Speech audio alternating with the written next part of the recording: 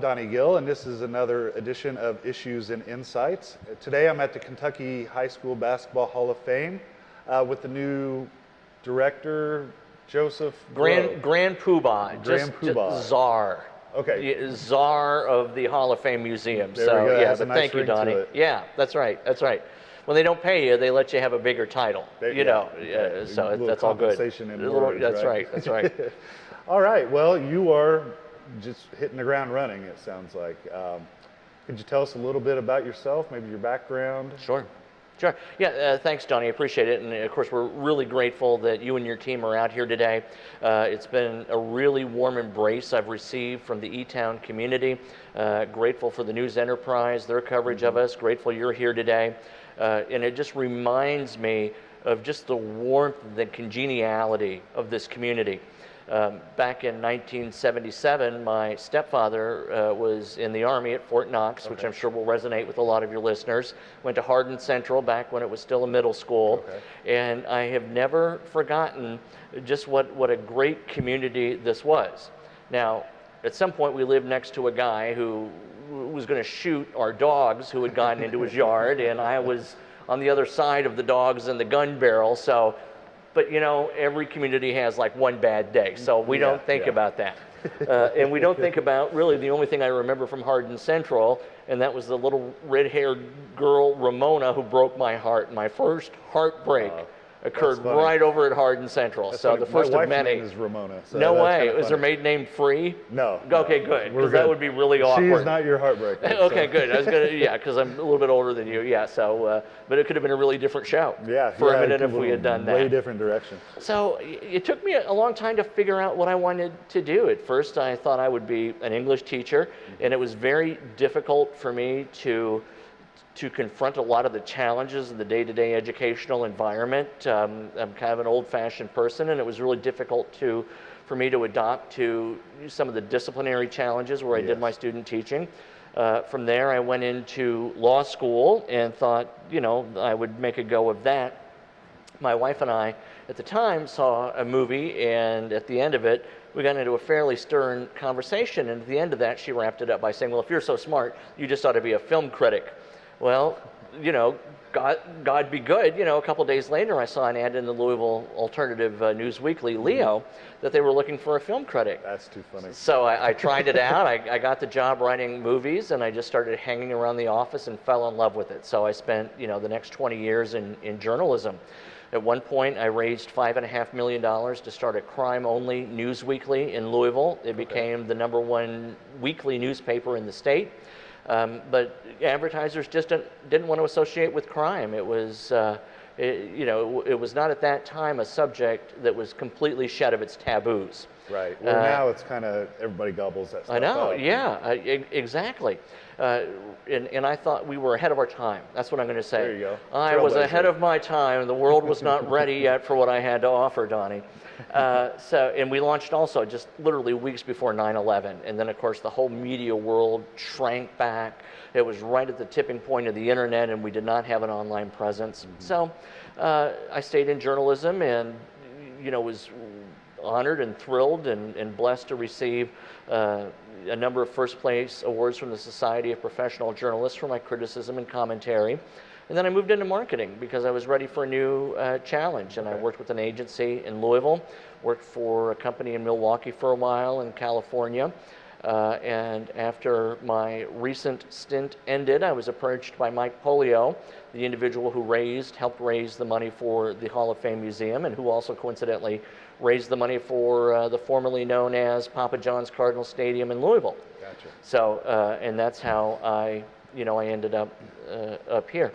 I take the place of Paul, my predecessor, who did a fantastic job organizing the museum. I'm not very good at administrating and organizing details like ordering, materials and all that. And I've compared it to one of the old Saturn rockets. You take off and you've got stages along the way, right? Right. So Paul was an excellent first stage to get this thing into orbit. Now what they need, and what I hope I can deliver, and they've honored me as a board with the hope that I can do it, and that is just to spread the word, right? To figure out how to get more people in the door, to create marketing opportunities that not only promote the Hall of Fame, but also evangelize the great wonder that is high school basketball in this state. So that's my story, and as they say, I am sticking to it. I like how you put that, though, with the different stages, and the rocket's a good analogy. So yeah, I mean, so your primary mission then is to, social media, everything, and get the name out there. Right. Yeah. You've built it, now you need them to come. Well, exactly. No, that's a great sports movie metaphor. That's right. We have built it, and now people need to know more, that it's here.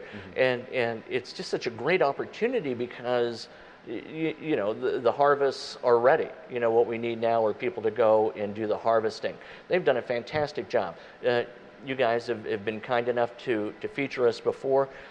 I've done some work for Louisville Slugger Museum, one of my clients up in Louisville when I was with Bissig Impact Group. This is as good as anything you'll find in Louisville. This is as good as any museum you will find in Chicago or New York. I mean, I've been to the Museum of Modern Art, all the museums in Chicago. I've been to museums, in Europe. This is a truly world-class facility. And it would be a shame if more people didn't have the opportunity to come hear about it. So that's what I hope to do. I mean, I agree with you.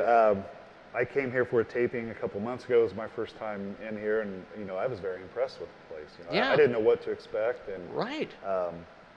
Just a nice layout, nice look to it.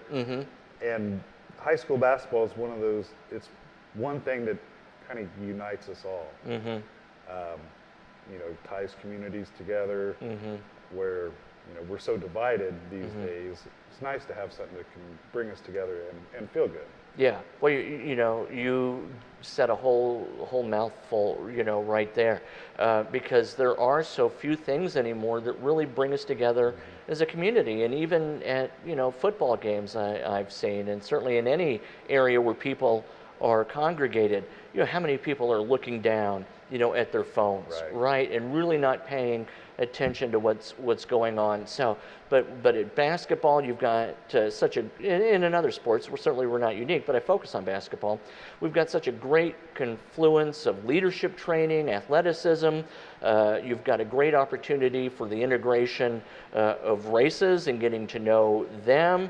The gender gap ever more bridged. Look how popular girls basketball is, nowadays with the great success, Bellarmine's had and other schools, up there, and U of L certainly as well. So you have this microcosm that not only is about winning a game, but it's about parents helping their daughters either play the sport or, if they're so inclined, to cheer for the men's games, right? You've got the opportunity for these coaches to impart valuable life lessons that aren't being really taught anymore. Leadership. Ron Bevers has been in here a few times, and the museum is arguably, his vision. But just the guy just exudes. I can't really define it, but the spirit of, I can get things done in a way that will make you a better person just by doing them. And if we associate all of that with the sport and integrate some of that ancillary benefit to the museum, we've got something that can really help people, right, to see it here. One of the things I've talked with one of our members about is developing an educational curriculum, right? So we can have a real reason for teachers to bring their kids here. Teachers are so overworked. My wife, we were married for 22 years. She was a teacher, and it's unbelievable what they have to go through. So if we can come up with a curriculum for these teachers and say, hey, when it's African American History Month, we got you covered, right? We've got someone who will present a lecture on this topic, tie it into basketball. It's a great, easy trip, right? Bring your students here. We'll even give you the worksheets so that when you go back, if they meet your standards, you can use that. Then why wouldn't they come? So you get into that. You get into the geography of the state, which is so diverse. You go on to Eastern Kentucky, it's a different planet than what you would experience in Western Kentucky. How does that impact sports as a way to staple one part of a state to another when they are so culturally and topographically diverse. I don't know if your camera can pick it up overhead, but over our heads right now are a number of basketballs showing the arc of a good throw into the bucket, right? Geometry is another subject where math teachers can find real-world application in some of the things we do. You know, the angles of the bounce shot in passing, things like that. There's a whole universe inside basketball: human relations, math, science, sociology. So if I'm any good at what I do, we'll see. But those are the kinds of stories we hope to tell. I love that idea about the curriculum, though. You know, because you might have kids come in here that maybe haven't necessarily been exposed, and you know, it might light a fire underneath them. That's right. And they find something like, oh, I want to try that. Right. Right. You know, especially younger kids. Right. Right. So yeah, I love that idea. Yeah. Right now, the main vision, it seems to me, we're giving our young people is go into coding, go into the sciences, and what are we really doing to inspire kids to pursue things that don't involve a computer keyboard?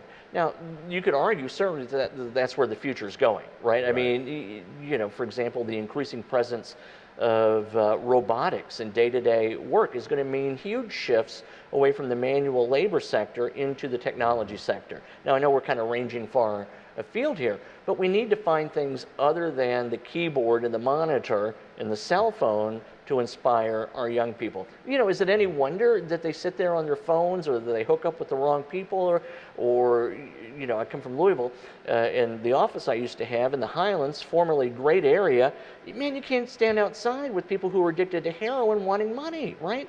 So what is going to fill that void? Well, basketball's not going to be for everyone, but it'll be for someone. Right. We just got to show it to them. Yeah, I mean, save a few people that way, and right. Just getting kids physically active. Yeah. You know, that's so important these days. Oh my gosh.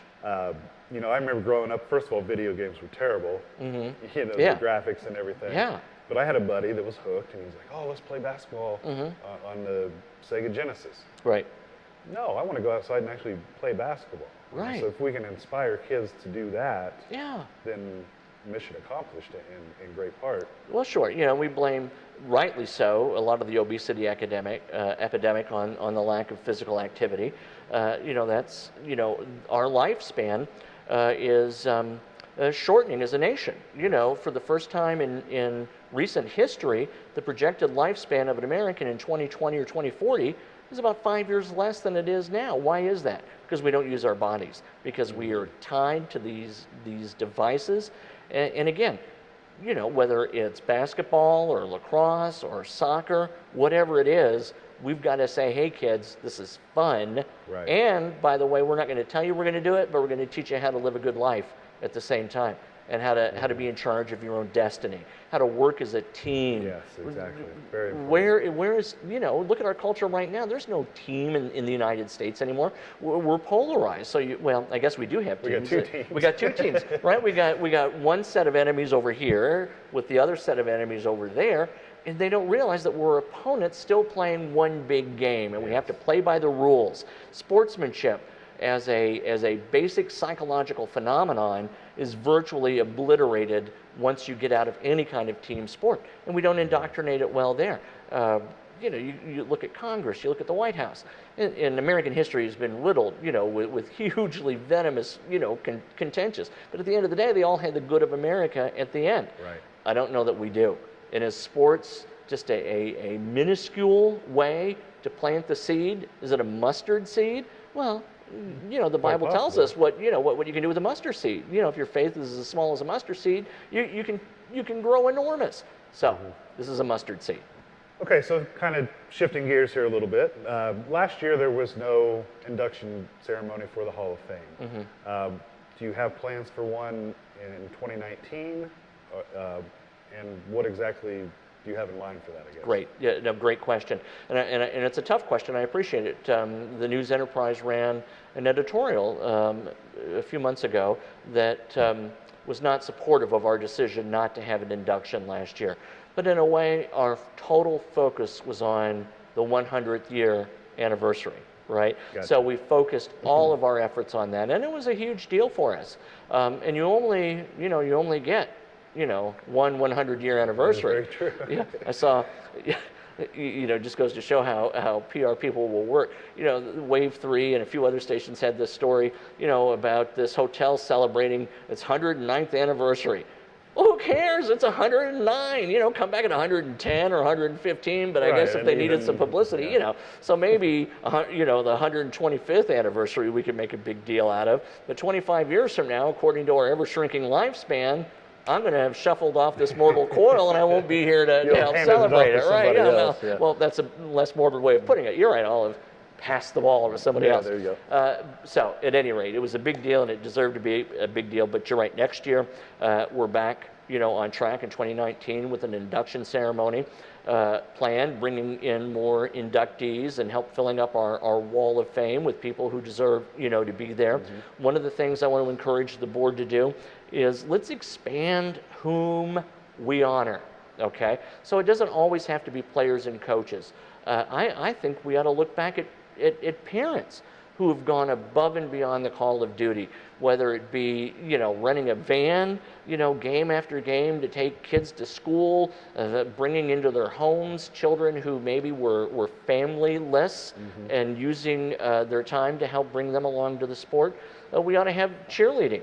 I think, as a Hall of Fame. Some of these, I would have a better chance getting in athletic shape to play basketball than I would doing what these cheer teams do, men and women alike. I couldn't do that, right? Yeah. So that's heroic. And the coaches, they're the cheerleaders, and but no, they really deserve a huge point of prominence in it. Oh, another thing I want to do is a People's Choice Award, right? To really let the community nominate and vote for the People's Choice Award every year. And the way that would work would be, we would say, send us your nominees, mm-hmm. for who should be in the Hall of Fame, and a brief sentence or two why you think they should be in there. And then the board can narrow that list down to 10, and then we put it out on social media again and say, all right, here are the people who've been nominated and the people the board, would like to have you finally decide on. And then run it that way. What a great way to give people a voice in this museum. It shouldn't all just be, the grand poobahs, looking at score sheets and, stroking the white beards, coming down from Mount Olympus saying, okay, you're in the Hall of Fame. Mm-hmm. Let's give everybody a voice in that. It's a people's sport. Let's give the people a say. Yeah, and they get you a little buy-in from the community, and absolutely, from the state. From the state. That's right. That's right. Another thing we have coming up, and more details will come, is there's a tractor trailer that travels around the state, okay. with Kentucky history in it. And this year they're doing basketball, and we have a huge play with that. It's coming to E-Town shortly. You can check out our website, worst URL, I will tell you. I will admit it is the worst URL because I have to write it down to even write down my email address. That's another thing we're working on, right? We just, getting a new URL that people can remember. Yeah. highschoolbball.com, something like that. So our website or go to Facebook. Okay, I was going to ask. Yeah, go to Facebook. Yeah, everyone goes to Facebook anyways. We're really in kind of a post-website world, but that's a discussion for another day. So at any rate, put that out by social media. The museum will be here. Watch Facebook for hours on that. It'll be traveling around the state. That's also very exciting for us. Yeah, very cool. I'll have more details on Facebook and on our site soon about some tournaments we sponsor. Okay. Just great opportunities. I'd like to figure out a way to promote more to the schools that visit the sports complex over there. I drove around it the other day and was blown away. I'd never seen it before. It's really nice, it's world class. I mean, you go to, I've been to, the major parks in Orlando and California. What we have here in E-Town is as good as any of that. Mm-hmm. So, the thinking previously has been, well, how do we reach them when they're here? Well, that's not the way to look at it, because when they're here, it's too late. They've got too many things on their mind, you know. So what we need to do, and will do, is figure out where these schools will be coming from, these teams, where will they originate, and then market to them by Facebook very affordably, market to the schools, and say, hey, while you're in, you know, here's a discount, you know, buy one, get one, right? Another thing I'm working on that I would like to have up and running while we're still in the holiday season, it's not that hard to do, it just needs to be done, is e-commerce functionality, right? We have some great products in our gift shop. So 2 issues there, and I'm really ranging on you, but thanks for staying with me. You're fine. Yeah, so you know, you come into the museum, you make the circle, and you go out and you don't ever get to the gift museum. Well, anyone knows if you want people to see the gift shop, at some point, they've got to walk through the gift shop. You know, parents in particular, when I had kids, the last thing I wanted to do was walk through that freaking gift shop. You know, but so you have to design it. Most places funnel you, so you have to go through the gift shop. Yeah, there's even a movie called Exit Through the Gift Shop. You know, that's what you got to see this stuff. You got to have the kids say, Dan, you know, buy me that basketball. But even if we rely on foot traffic, that's not going to be enough. So I want to have, you know, more branded memorabilia online, promoted out in the state, school specific, you know, in that way we don't have to have a great inventory. You can kind of manufacture on demand, and the commerce is all handled easy peasy. And then suddenly, you know, you're out there in Pikeville and you might see someone wearing a high school basketball Hall of Fame shirt. Whereas right now the odds of that happening are kind of like, you know, my Tinder profile getting like 10 likes in any one day. Not good. Not good. And you can edit out the Tinder profile, but it is tinder.com/Joseph. No, just kidding. Well, I'm not, but at any rate. Yeah, and you're right with the e-commerce and everything, and I mean that's how everybody shops now. That's why you're seeing Sears go away and Toys R Us and all those places. Especially for Christmas, you know. I mean, if you look at your big ticket purchases, well, you know, those are there. But if you're sitting there, gosh, when am I going to get, you know, my niece Holly, you know, who plays basketball? Well, golly, there on my Facebook stream all of a sudden is, hey, we've got these great shirts, and you know, you can get them in any color, any size, and they'll be shipped to your door. Bada beep, bada boop. What's not to love? Exactly. I was doing some training of some health department people yesterday, and kind of the philosophy of what we were doing is meeting people where they're at. So you would be meeting them where they're at. That's right. And, yeah, that's great right. Idea. Yeah, well, and that's communications, right? I mean, that's why a journalism/marketing background, I think, is particularly helpful here. You know, if I think of myself as anything, it's merely as a copper wire. You know, we've got great power here. We got great light bulbs ready to receive that power all across the state. So my job is just to come in and make the connection. And, you know, it's great power. They're great people. It ought to be a piece of cake. Famous last words. Easy peasy. How many times have I said that in my life? But truly here, I mean, I can't, God himself could not sink this ship. Famous last words. Famous last words. But I really do believe that there's just great stuff ahead for this place. And I'm so thrilled, you know, and truly honored. You know, I mean, there are a lot of people in the state, you know, who would say, oh my gosh, that's a dream job. Yeah, absolutely. So I'm very appreciative.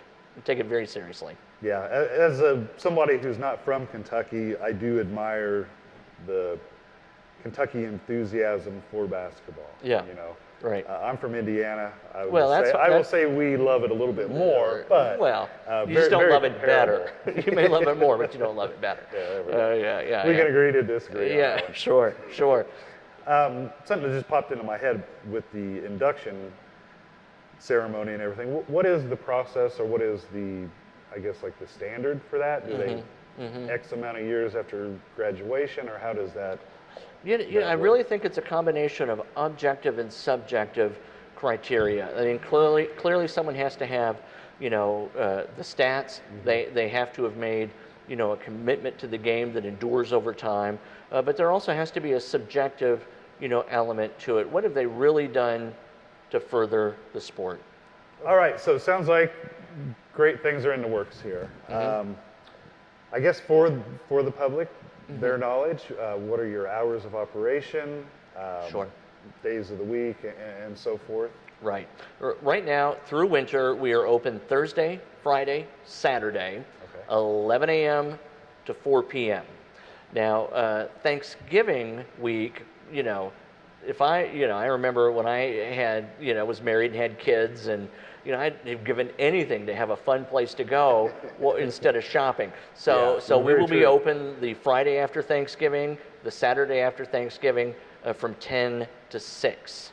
Okay, so extended hours. So Black Friday extended hours. There you we go. call it Orange Friday around here Makes for the sense. basketball. Yeah, that's right. So dads, if you're looking for something to do other than fight the mall traffic lot, drop off the missus, bring the kids down here, and you can walk around and have a good time and teach your kids something while your credit card's being maxed out a few doors There you down. go. There you go.